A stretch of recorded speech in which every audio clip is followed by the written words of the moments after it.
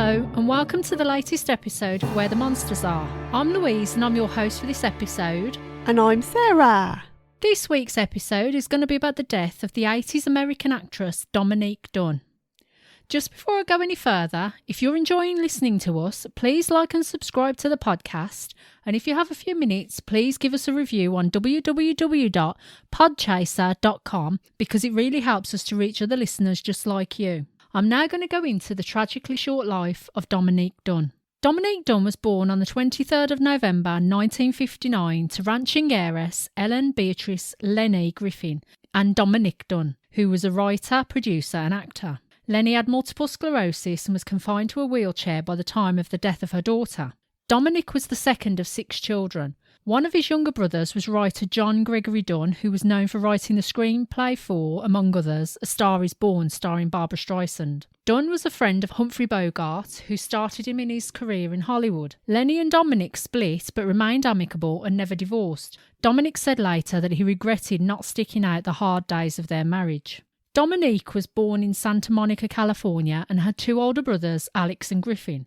Griffin is an actor who starred in movies like An American Werewolf in London and Who's That Girl with Madonna, and directed movies like Practical Magic with Sandra Bullock and Nicole Kidman. Her parents had sadly lost 2 other daughters in infancy, so when Dominique was born, it was as though she was loved thrice. Dominique's godparents were Maria Cooper Janis, who was the daughter of Hollywood star Gary Cooper and producer Martin Manoulis. She went to Harvard Westlake School in Los Angeles, Taft School in Connecticut, and Fountain Valley School in Colorado.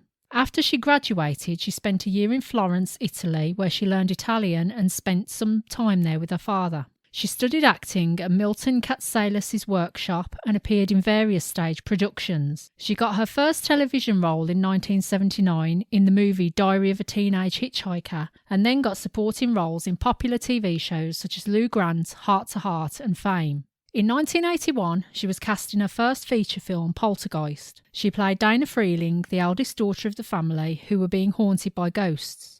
The film opened on the 4th of June 1982 and went on to gross more than $70 million. After Poltergeist, she appeared in the final season premiere episode of Chips and the 1982 TV film The Shadow Riders starring Tom Selleck and Sam Elliott. It looked as though everything was going well for Dominique. She was getting recognised for her acting and being cast in TV shows and movies. Shortly before her death, she was cast as Robin Maxwell in the miniseries V. However, she sadly died during filming and her role was recast. According to the series creator during the DVD commentary, Dominique appeared in a scene when the visitors, who were the aliens in the show, first arrive and her back is all that is seen. The miniseries was dedicated to her after she died. She appeared posthumously in Hill Street Blues, which aired on 18th of November 1982, 2 weeks after her death. This episode was also dedicated to her in the opening credits. The episode was released a few nights after Dominique's funeral, and her father said that he and his wife watched the episode together. It wasn't until during the trial of her killer that they realised that the bruises that were on her neck were not makeup and were in fact from an attack she had sustained from John Sweeney, who I'll now tell you about. Dominique met head chef John Sweeney at a party at the restaurant Mar Maison where he worked in 1981. After a few weeks of dating, they moved into a 1-bedroom house on Rangeley Avenue in West Hollywood. The relationship rapidly deteriorated due to Sweeney's possessiveness and jealousy. They frequently fought and he began to physically abuse Dominique. One report said that he yanked her hair out at the roots during an argument at the end of August 1982. She fled their home, taking refuge at her mother Lenny's house, but Sweeney showed up there and began to bang on the doors and windows, demanding to be let in. Lenny threatened to call the police and he left. A few days later, Dominique returned to Sweeney and continued their relationship. They argued again on 26th of September 1982 and Sweeney grabbed Dominique by the throat, threw her on the floor and began to strangle her. A friend who was staying with them at the time said they heard a gagging noise and ran into the room where the attack was taking place. Dominique told the friend that Sweeney had tried to kill her, which he denied. He told her to come back to bed and she pretended to do as he said but snuck out of the bathroom window instead.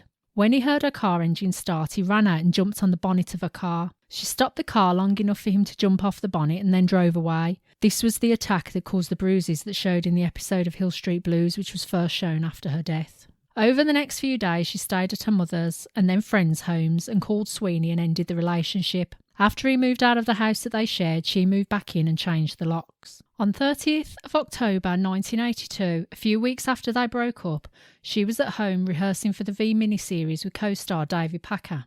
Sweeney showed up at her home while they were rehearsing and she spoke to him through the door. She agreed to speak to him on the porch while David Packer would stay inside. When she went outside, they began to argue, and from inside, Packer later said that he heard smacking sounds, 2 screams and a thud. He called the police but was told that her home was out of their jurisdiction. Packer then called a friend and told him that if he was found dead, John Sweeney was who had killed him. He left through the back door and approached the driveway where he saw Sweeney kneeling over Dominique in nearby bushes. Sweeney told Packer to call the police. When the police arrived, Sweeney met them in the driveway and told them he killed his girlfriend and that he tried to kill himself by going inside the house and taking 2 bottles of pills. Police found no evidence of this and he didn't exhibit any ill effects from allegedly taking these pills.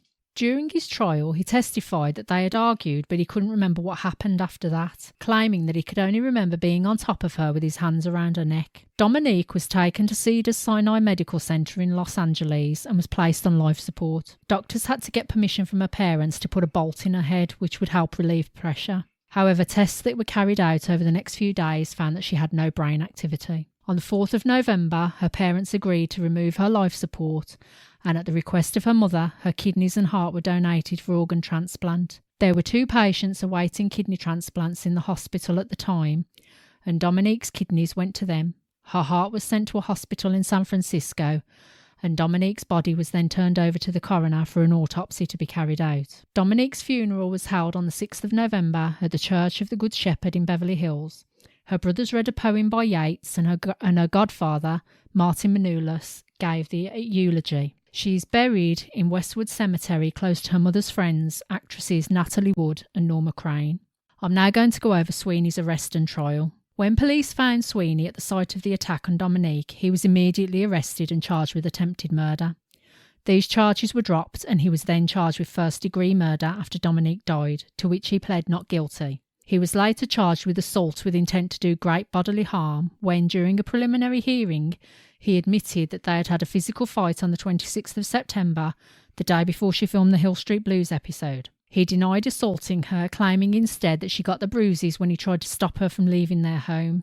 Dominique Dunne reported that prior to the start of the trial, he and Lenny had been visited by a journalist friend who he said was acting at the request of Michael Adelson, Sweeney's defence attorney. Adelson was offering a plea bargain where Sweeney was showing remorse and would admit to manslaughter and go to prison for up to 7.5 years if the earlier assault charge that caused the neck bruises would be dropped. Dominic said that there had been an earlier plea bargain from the defence, which would have meant they wouldn't have had to go through the stress of a trial, but the defence later reneged on the deal, deciding instead to go for a trial. During the discussion with the journalist, they said that the defence were threatening to implicate Dominique for being complicit in the crime and that they would call neighbours as witnesses to say that fights between Dominique and Sweeney were a regular occurrence. They later found out that there were 2 prisoners who were in the same prison as Sweeney who were going to give evidence for the prosecution that Sweeney had told one of them that he had got the police believing that he hadn't intended to kill Dominique,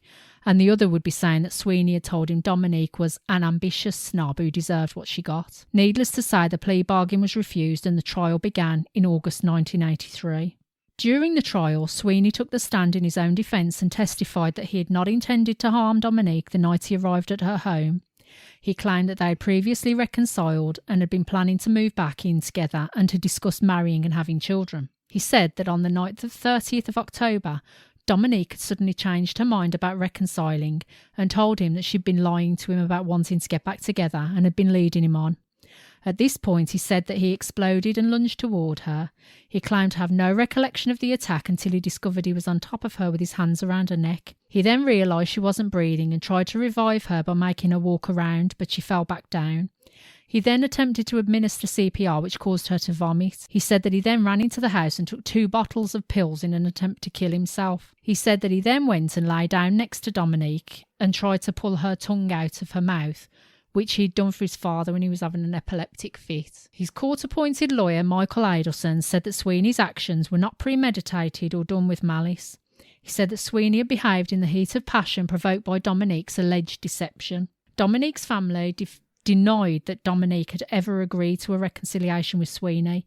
They said that they had thought that he'd gone to her house to try to get her to get back with him. The prosecution and police said that when they had arrived at the scene, there had been no physical evidence that Sweeney had tried to kill himself, and found him instead to be calm and collected. Frank D'Amelio, the first deputy on scene, testified that Sweeney had told him that he had killed her but hadn't thought he'd choked her that hard. He said that he'd lost his temper and, in his words, blew it again. The medical examiner who performed Dominique's autopsy said that she had been strangled for at least 3 minutes, causing police and prosecutors to dismiss the whole heat of passion defence that Sweeney was trying for, because in the time it took to strangle her, he would have been able to regain control, which might have saved Dominique's life. During the trial, Judge Katz repeatedly mispronounced Dominique's name as Dominic, which her father felt exhibited disrespect for his daughter.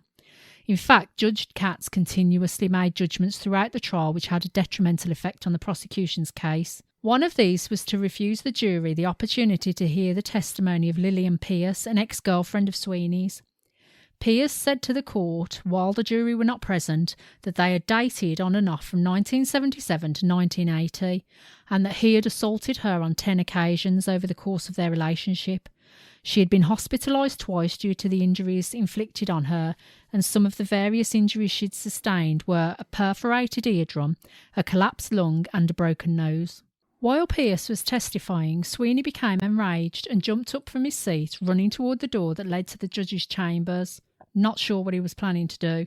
It took 2 bailiffs and 4 armed guards to subdue him. He then began to cry and was handcuffed to his chair. He apologised for his outburst, denying that he'd been trying to escape, and Judge Katz just accepted his apology. Sweeney's lawyer requested that Pierce's testimony be ruled as inadmissible as it was prejudicial. From what I could find online, prejudicial in this instance would have meant that Pierce's testimony would have been harmful or detrimental to Sweeney. The judge granted his request, and the jury never found out about Pierce's testimony until after the trial, which likely had an impact on the outcome. The judge also refused to allow testimony from Lenny Dunne, Dominique's mother, as well as her friends, because their statements about Sweeney's abusive behaviour was hearsay. On the 29th of August, the defence lawyer requested that Judge Katz rule that the evidence provided was insufficient to try Sweeney for first-degree murder, because the prosecution hadn't been able to prove predetermination or deliberation. The judge granted the request and told the jurors to consider only manslaughter or second-degree murder as charges. The Deputy District Attorney, Stephen Barshop, said later that the judge's decision, along with the refusal to allow the testimony of Lillian Pierce, Dominique's mother and friends, were serious blows to the case against Sweeney. During a discussion between Dominique Dunne and Stephen Barshop, the latter made a comment about something weird was going to happen in the trial. He was referring to the fact that for some reason, no matter what requests defence attorney Michael Adelson made, the judge agreed to them. So they were convinced that nothing was going to happen anyway. During the trial, Sweeney began to appear in a black suit, looking sombre and carrying a Bible. He wouldn't read from the Bible, but would simply place his folded hands over it where he sat and would suddenly start weeping in front of the jury. A cynical person, and Dominique Dunne was rapidly becoming cynical to what was happening in that courtroom, was the fact that Sweeney had apparently found God was very convenient in its timing. Adelson's next request was that Lenny not appear in court, as she was in a wheelchair due to having multiple sclerosis. The defence believed that seeing Dominique's mother in a wheelchair would unduly instill sympathy for her in the jury, and this would be prejudicial against Sweeney. This did not happen, and Lenny continued to attend all sessions. That this had been requested in the first place caused the family to worry, because almost everything that Adelson was requesting of the judge was being granted. It was becoming apparent that the judge liked Adelson but had no such feelings for Deputy District Attorney Barshop. Dominic spoke of his concerns to a family friend, Samuel Goldwyn Jr. of the MGM Goldwyns, who said that he would be seeing the Attorney General of the state of California that weekend, so he would ask him about the judge so they could get a feel for him. He subsequently reported back that Judge Katz was known to be an ambitious man who liked to preside over cases with high media interest, such as this one. Indeed, in 1970, he had in fact presided over one of the cases against the Manson family. Oh. In his closing statement, Deputy District Attorney Stephen Barshop made a point to say that the county coroner had found that Dominique had been strangled for between 4 and 6 minutes. He held up his watch and timed 4 minutes. The courtroom was silent while the time struck down, allowing all there to become aware of just how long 4 minutes can take, and that this was how long it had taken Dominique Dunne to die. The only sound that could be heard in the courtroom were the whispers that went on for the entire 4 minutes between Adelson and Sweeney. I'm sure after what I've told you about everything that happened in that courtroom that it won't come as a surprise to discover that on 21st of September 1983, after deliberating for 8 days, John Sweeney was acquitted of second-degree murder but found guilty of voluntary manslaughter. Understandably, Dominique's family were outraged at the outcome. After Judge Katz dismissed the jury, telling them justice had been served for both families, Dominique yelled, "Not for our family, Judge Katz." He accused the judge of purposely withholding testimony that would have shown that Sweeney had a history of violence and abuse with women. Media coverage was not kind to Judge Katz, and public opinion was definitely on the side of Dominique's family, because opinion polls that were run following the verdict put Judge Katz as the 4th worst judge in Los Angeles County. On 7th of November, Sweeney was sentenced to 6 years in prison for manslaughter, the maximum sentence he could have received, which he would spend in a minimum security prison at Chino in San Bernardino County. He also received an additional 6 months for the assault that he carried out on Dominique on 26th of September 1982. This meant that with good behaviour, a convict could be granted automatic parole without having to go through a parole hearing. Since time spent in jail between his arrest and sentencing counted as time served, Sweeney could be out in 2.5 years. After the sentencing, George Katz criticised the manslaughter charge that the jury had come to, saying it should have been murder. This surprised the jury. Foreman Paul Spiegel said later that he and his fellow jurors were surprised at the judge's reaction and told media that they believed his about-face was because of the backlash he'd received since the conviction. Spiegel added that if the jury had heard all of the evidence that Judge Katz denied them, they would have convicted Sweeney of murder. During the course of the trial, Dominique Dunne kept a journal, which was later published under the title Justice, a father's account of the trial of his daughter's killer. This was featured in the March 1984 issue of Vanity Fair. I've read the journal in full and as it was printed in the magazine, and it is a very touching account of a family's attempts to deal with something unthinkable that has happened to a much beloved daughter and sister. I found it an emotional read, and it does almost make you cry at some points. He goes over what happened from when he first took a call from a police officer in his New York apartment at 5 a.m, telling him that his daughter was near death in a hospital in LA, to the jury selection for the criminal trial, to Sweeney's sentencing. I'll link the article in the show notes so you can read it. It is definitely worth giving it a read if you're interested in this case. Judge Burton S. Katz, who presided over the case, soon transferred to a juvenile court in Sylmar, Los Angeles. He later made comments that he regretted some of the controversial decisions he made at the trial, but said that Sweeney should have been convicted of murder. I still think this was because of the poor press that he received after the events of the trial emerged, and it makes you wonder how else he thought that he would have been viewed when the full details would be reported in the press. Lenny Dunne founded Justice for Homicide Victims, which is a victims' right group, a year after her daughter's death. In the end, John Sweeney served a total of 3 years, 7 months and 27 days of his 6.5-year sentence. 3 months after being released, he was hired as a head chef for The Chronicle, which was an upscale restaurant in Santa Monica. Griffin and Lenny Dunne found out where he was working and began handing out flyers to the patrons outside the restaurant that said, "The food you eat tonight was cooked by the hands that killed Dominique Dunne." Sweeney eventually quit his job and moved away from LA. In the mid-1990s, Dominique Dunne was contacted by a doctor from Florida who had read his Vanity Fair article. His daughter had recently become engaged to a chef named John Sweeney, and he wondered whether it was the same John Sweeney who had killed Dominique. It transpired that it was the same John Sweeney. Griffin later contacted the doctor's daughter and tried to convince her to call off the engagement, which she did. She had been unaware that he was ever in prison or that he had killed Dominique.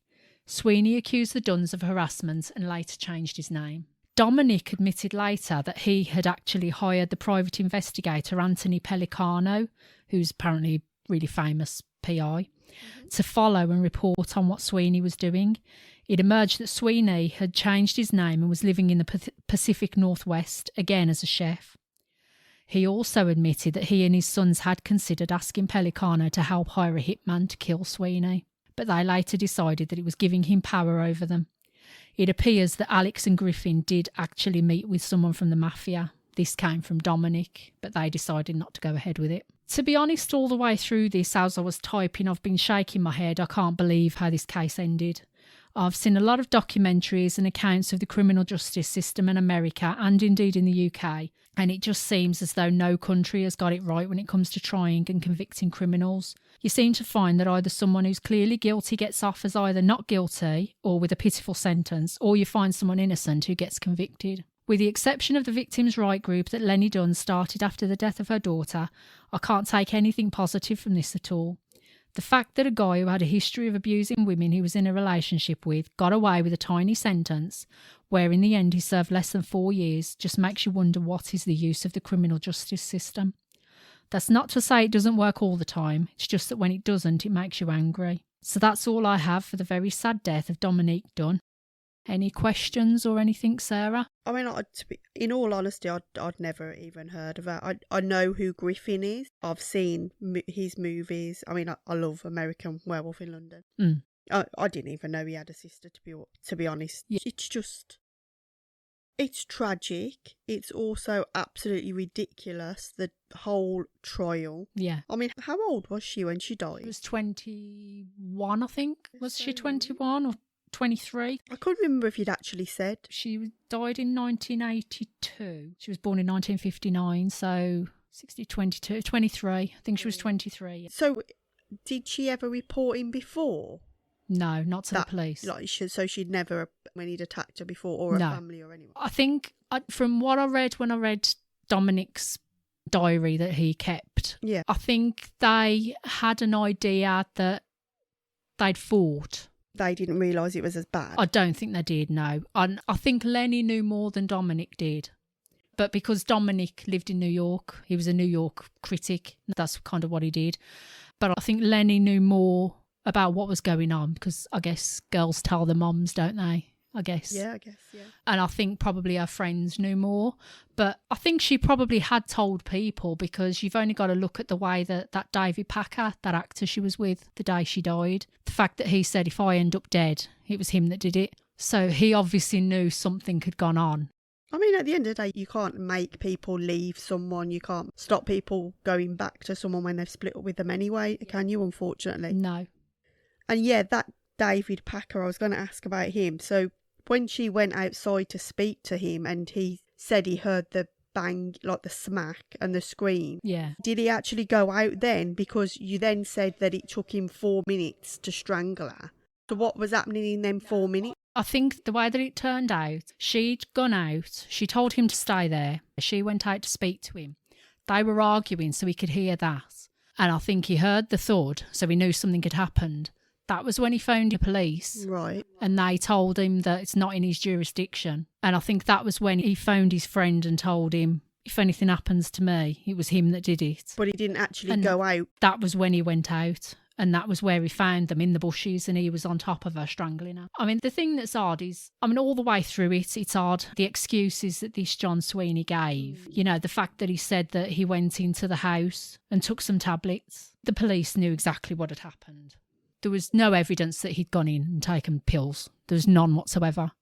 And also the other guy was in there, so he knew that he hadn't even been in the house. Yeah. I guess he would say it's his word against his. Yeah, probably. But yeah, it's one of the most bizarre cases I've ever heard. Frustrating. I mean, if you were her family, having to sit through that trial. Yeah. I don't know. I mean, it's just... I will put a link to that article. It's definitely worth a read. It's a very sad case. I'd always known because, I love Poltergeist. I love that film. Obviously, when you said that, yeah, I knew who she was then, but I didn't realise she was his. No, but that explains why she was never in any of the others. I really noticed that, to be fair. I'm not sure whether Poltergeist had actually come out when she died or if it had just come out, but she was just sort of on the cusp of becoming quite successful at what she was doing. Her family were obviously famous. Her family had famous friends, so... Tragedy. She was part of Hollywood. Yeah, definitely. Okay, then. Thanks, everybody, for listening. And you can let us know what you thought about this and our other episodes on our social media and on www.podchaser.com. If you're enjoying our stories, you can subscribe and follow us on whatever platform you're listening on. And if you can, please leave a review. Again, thank you for listening, and we'll see you next week. Thank you. Bye. Bye.